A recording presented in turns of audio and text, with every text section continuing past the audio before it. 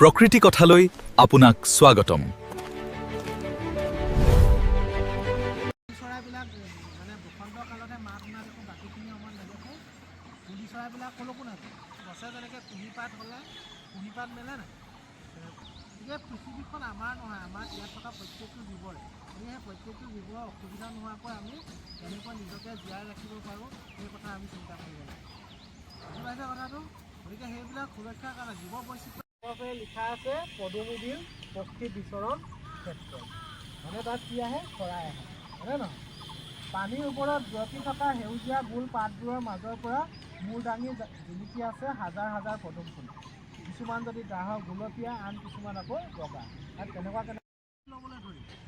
আটাইতকৈ ডাঙৰ কথাটো হ'ল ফটো তোলাৰ পাছত সিহঁতে আধা মৰহা ফুলবোৰ সিহঁতে পানীৰ ওপৰতে কৰিলে পেলাই। মনমোহন কাইটিয়ে কৈছে যে নেপেলাবা তেনেকৈ বাকী কিবা এটাটো আমি নিজে কেনেকৈ কৰিব পাৰোঁ সেইটো ইয়াত কৰিব। সিহঁতে যিটো কৰিছিলেতো আমিও কৰিব পাৰোঁ, হয়নে নহয়?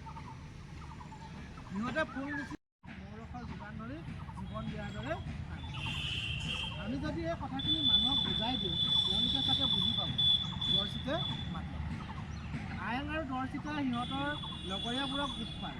সিহঁতে ঘৰৰ পৰা পুৰণি কাৰ্ডবৰ্ডবোৰ, ৰং আৰু ব্ৰাছ লৈ আহি গোটেই